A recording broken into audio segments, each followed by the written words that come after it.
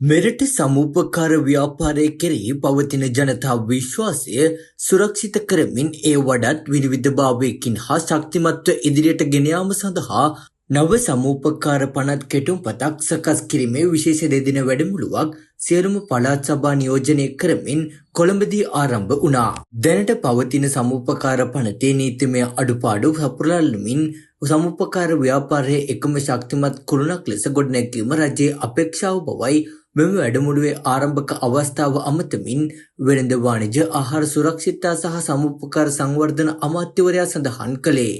පවතින නීතිමය හිස්තැන් අවස්ථාවක් කරගනිමින් සිදුවන නීති විරෝධී ක්‍රියා සහ මූල්‍ය වංචා සම්පූර්ණයෙන්ම වැළැක්වීමත් මහජනතාව සමූපකාර පද්ධතිය තුළ තැන්පත් කරන මුදල්වල ආරක්ෂාව නීත්‍යානුකූලව තහවුරු කිරීමත් නව පනත කෙටුම්පත් කිරීමේ ප්‍රධාන අරමුණ වන බවද අමාත්‍යවරයා පෙන්වා දෙන ලදී. සමූපකාර සමිති සමූපකාර බැංකු ඇතුළු සමස්ත සමූපකාර කටයුතු වඩාත් කාර්යක්ෂම හා ඵලදායී ලෙස පවත්වාගෙන යාමට හැකි නව නීතිමය පරිසරයක් සැකසීම